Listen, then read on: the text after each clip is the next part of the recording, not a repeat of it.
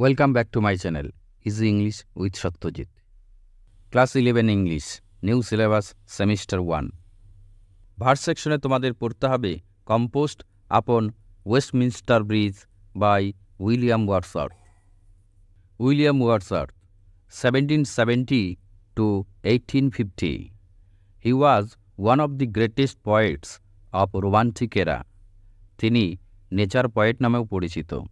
তার বিখ্যাত কবিতার বইগুলোর মধ্যে দ্য লিরিক্যাল ব্যালেডস 1798, যেটা তিনি কলরিজের সঙ্গে যৌথভাবে রচনা করেছিলেন।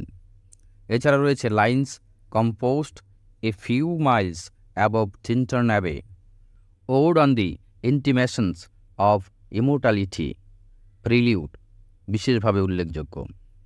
হি became poet laureate in 1843. The poem Upon Westminster Bridge is written on September 3, 1802 and published in Poems in 2 volumes in 1807.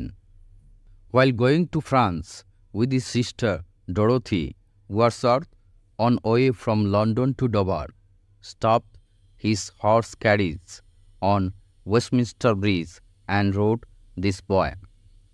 In this poem, the poet is touched the untainted beauty of the morning over the city of London.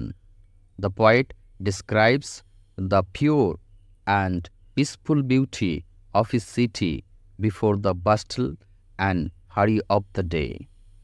This poem is a sonnet, consists of 14 lines. এবারে আমরা কবিতাটি line by line পড়ে বাংলা অর্থ জানব।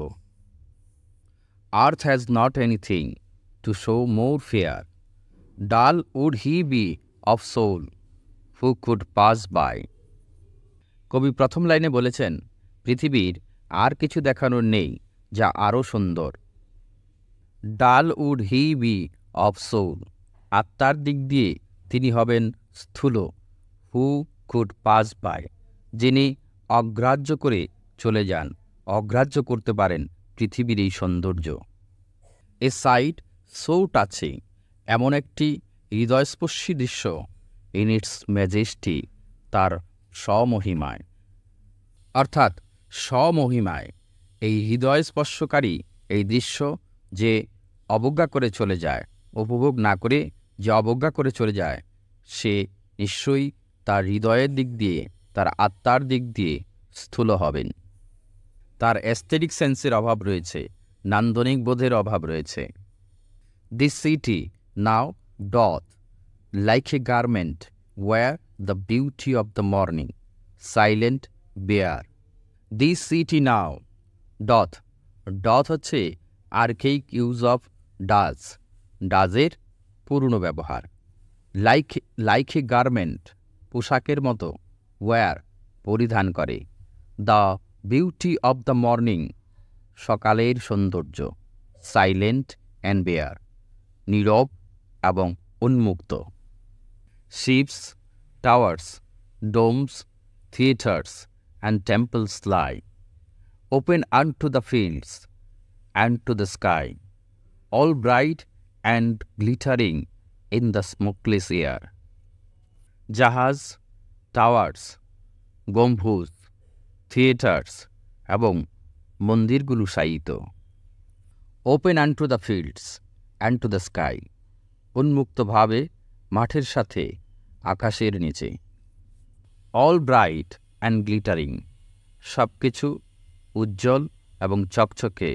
In the smokeless air, ধোঁয়াহীন বাতাসে।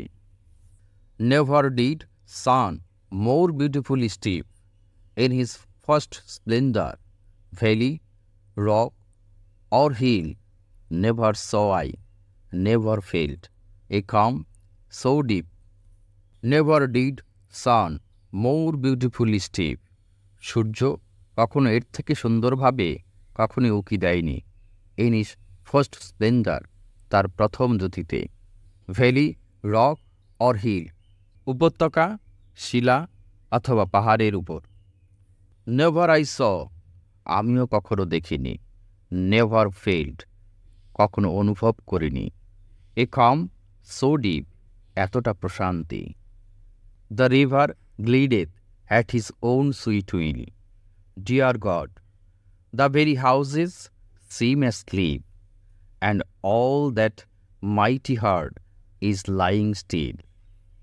The river glideth, নদী বয়ে চলে, at his own sweet will, তার নিজের ইচ্ছায়।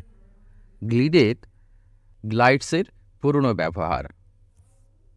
ডিয়ার গড, হে ঈশ্বর, the very houses SIM asleep, বাড়িগুলো যেন ঘুমিয়ে রয়েছে।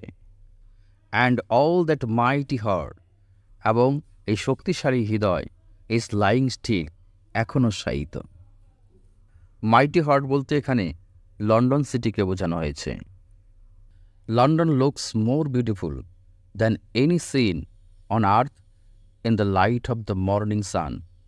কবির চোখে সকালের সূর্যস্নাত লন্ডনের যে দৃশ্য, লন্ডনের যে সৌন্দর্য, পৃথিবীর যে কোনো দৃশ্যের চাইতে, যে কোনো সৌন্দর্যের চাইতে বেশি সুন্দর বলে মনে হয়েছে। A person who remains indifferent to such an impressive sight is an insensitive person lacking a sense of beauty. এই দৃশ্য, এই সৌন্দর্য দেখে যিনি উদাস থাকতে পারেন, তার নিশ্চয়ই নান্দনিক বোধের অভাব রয়েছে, তিনি নিশ্চয়ই insensitive. But in the early morning sun the city seems to wear a new garment. সকালের সূর্যালোকে স্নাত হয়ে লন্ডন সিটি যেন নতুন পোশাক পরিধান করেছে। Ships, towers, domes, theatres and churches are unobstructed to view. জাহাজ, টাওয়ার্স, গম্বুজ, থিয়েটার এবং মন্দিরগুলো, চার্চগুলো পরিষ্কারভাবে দেখা যাচ্ছে।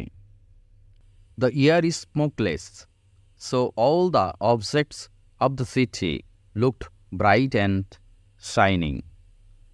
সকালের আকাশ কলকারখানার ধোঁয়াবিহীন, কাজেই সমস্ত অবজেক্ট, শহরের সমস্ত অবজেক্টকে দেখা যাচ্ছে, উজ্জ্বল দেখাচ্ছে এবং চকচকে দেখাচ্ছে।